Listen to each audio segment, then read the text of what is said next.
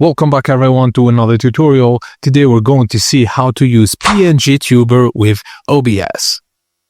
If you want to bring your PNGTuber avatar to life on your live stream, whether you're using OBS Studio or Streamlabs OBS, this guide will show you multiple ways to set up your PNGTuber avatar and start streaming like a pro. Firstly, you'll need a tool to animate your PNGTuber avatar, and the best free option is PNGTuber Maker. Download it from Steam, and once installed, open the app. PNGTuber Maker lets you create a talking avatar using just two PNG images, one for idle and one for talking. Perfect for beginners. Just open PNGTuber Maker and click the avatar button, which is the little face icon. Upload your two PNG images, one natural and one speaking expression.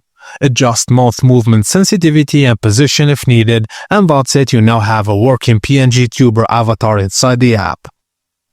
Now let's connect your avatar to OBS Studio so it shows up to your live stream.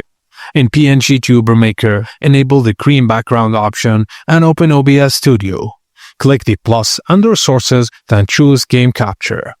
Select Game Capture specific window and pick PNGTuber Maker as the window. Now enable Allow Transparency and click OK. They'll hide the PNGTuber Maker UI if it's visible. Now your PNGTuber should appear in OBS with a transparent background and react to your mic input.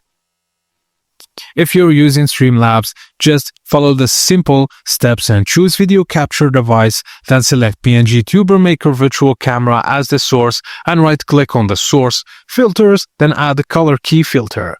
Choose Green to remove the background and done. Your PNGTuber is now ready to appear on Streamlabs OBS with full motion and transparency.